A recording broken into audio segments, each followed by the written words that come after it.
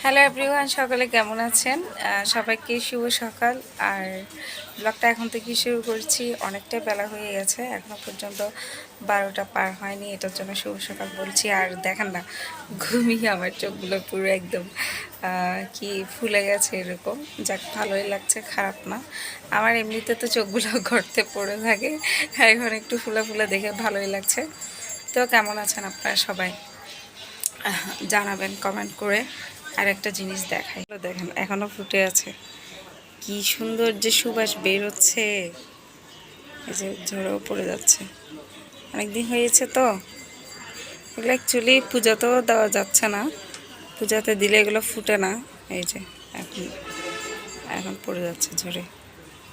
হাসনাইনা ফুল, অনেক সুবাস, অনেক ফুটেছে এখানে। আর রাতে কিন্তু প্রচুর বৃষ্টি পড়েছে, যার কারণে গাছের অবস্থা এমন, খুব সুন্দর। আর এখানে একটা ফুলও ফুটেছে, এই তো।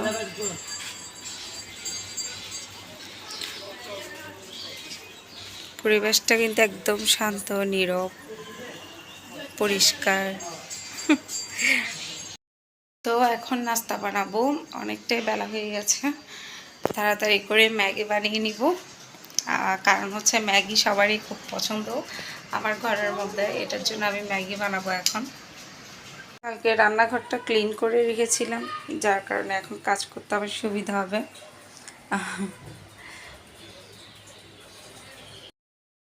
ফেলেছি, আমারটাতে কাঁচামরিচ দিয়েছি, কাঁচা লঙ্কা, আর এদেরটাতে এই যে দিইনি। আর এটা আর কি দেখাবো, এটা তো সবাই পারে, এটার জন্য আর দেখাইনি। জাস্ট তেলের মধ্যে ডিমটা ফ্রাই করে এরপরে এগুলো সেদ্ধ করে দিয়ে দিয়েছি, আর উপর থেকে কাঁচামরিচ ছড়িয়ে দিয়েছি।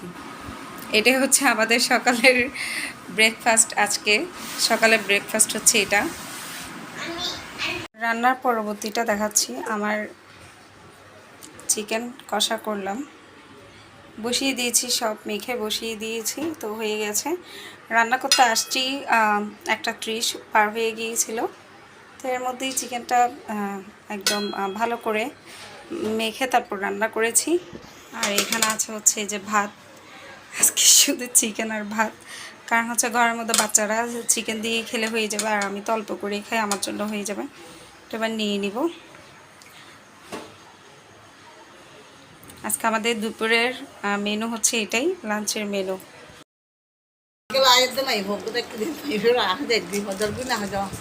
আমার শাশুড়ির অবস্থা ভালো না, মোটামুটি। না গেঞ্জি দেখি আমরা দেখি মেহগুলো তো পাইবে মেহগুলো ভালো তো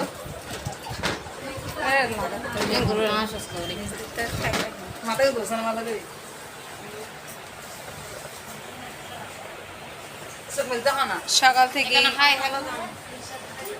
সকাল থেকে একদম চোখ টোক বন্ধ।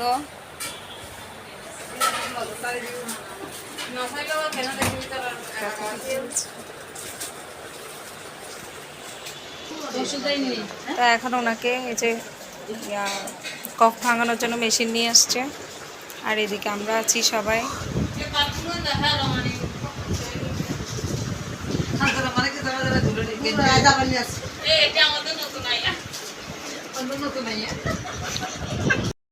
এখন আমরা আছি, দেখা যাক।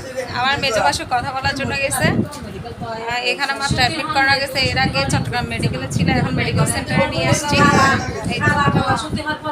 আমরা সবাই আছি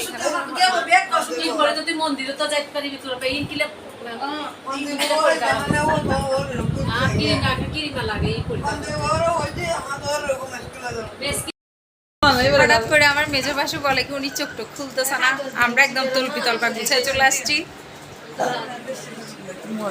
তা এখন দেখি যে উনি মোটামুটি সুস্থ আছে। তো এরপর থেকে ওনার অবস্থা মানে সত্যি সত্যি খারাপ হয়ে গিয়েছিল। ওনার বোনস ভেঙে গেছে, ফ্র্যাকচার হয়েছে, এটার জন্য ওনার ব্যথাটা মানে কমছে না। ব্যথার জন্য ফার্স্টে মেডিকেলেই ভর্তি করানো গিয়েছিল হসপিটালে।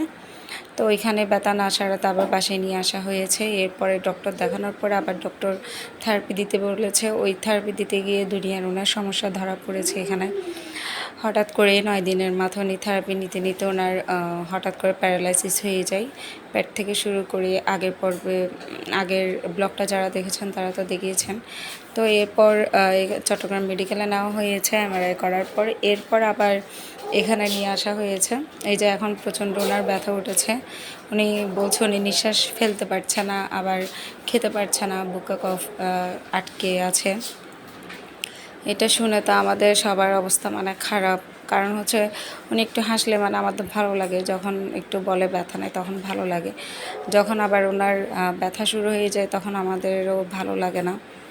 তো এই টাইমটা যে আমরা কী পার করেছি, আমরা অনেকটা টেনশনে ছিলাম। মানে ওনার সাথে অ্যাকচুয়ালি কী হচ্ছে সেগুলো মানে আমরা বুঝতেই পারছি না, একটার পর একটা। এই যে এখন উনি ব্যথায় ছটফট করছে, ব্যথা লাগছে ওনার। অ্যাকচুয়ালি মানুষ যখন বৃদ্ধ হয় তখন বাচ্চাদের মতো হয়ে যায়। ওনার অবস্থা সেরকম। কারণ হচ্ছে যে বুঝালেও অনেকে বুঝে না। তো আমরা এখন এখানে সবাই আছি, তো ওনাকে নিয়ে আমরা যে ওনার ব্যাগের মধ্যে কিছু টাকা পয়সা ছিল সেগুলো এই যে গণনা করা হচ্ছে। আর তখনই উনি কিন্তু চোখ মেলে তাকিয়েছিল। এই যে দেখেন হাত বেড়ে দিচ্ছে। আর সবাই এখানে